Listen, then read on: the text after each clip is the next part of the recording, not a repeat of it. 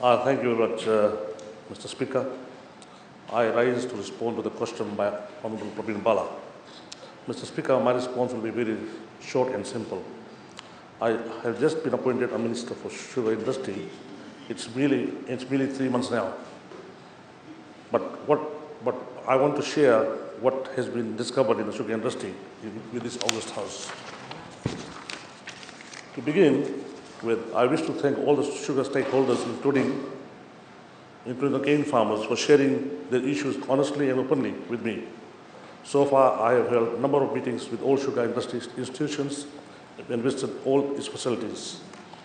Mr. Speaker, I have also visited the cane growers and made numerous field visits whereby I have gained first-hand knowledge and opportunity to see how growers were suffering due to lack of infrastructure and waterlogged farms. The infill drains are almost invisible with infested weeds, overgrown plants and grass. With these waterlogged farms, the cane plants are stunted and will not grow as it is supposed to be. Thus, impact on cane production and yield. The farms are dominated only by ratoon crops with more than 10 years of age, with barely 5% of planted cane. I'm coming to that. The ratoon crops are yet not yielding output as expected, and the productivity is below 50 tons per hectare for a very long time.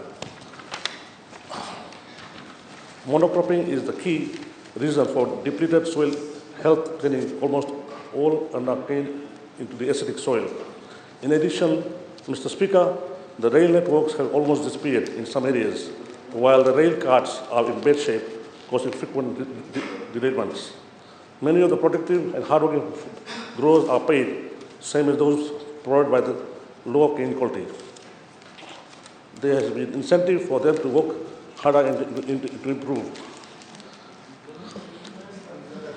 Yes, no proper attention was given to the growers on how to support them in reducing the production cost. This would have significantly reduced their cost, increased the overall income, and keep farmers interested in the sugarcane. Order. For decades, Mr. Speaker, FSC has been producing only one product, that is sugar. There has been no diversification as those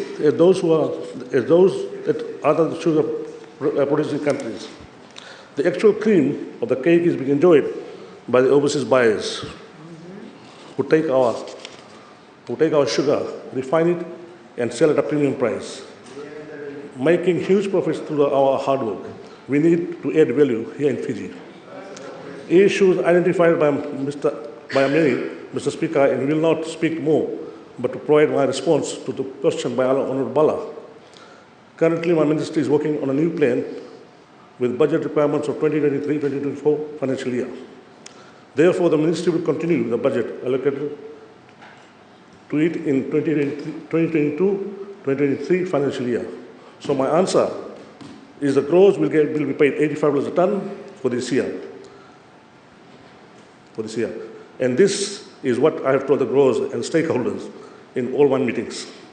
The third cane payment for 2022 season, which is $24.62 per ton, the highest compared to previous payments, will be made. I will not reveal any further details about what will happen in 2023-2024 financial year budget, as the process has not been completed, and it's impulsive to make any speculation what will happen, what will be paid next season. Let the People's Coalition Government do its work with proper planning, well-reasoned ideas, and thorough inclusive consultation will be concerned stakeholders of the sugar industry and complete our budget for 2023-2024. Thank you, Mr. Speaker.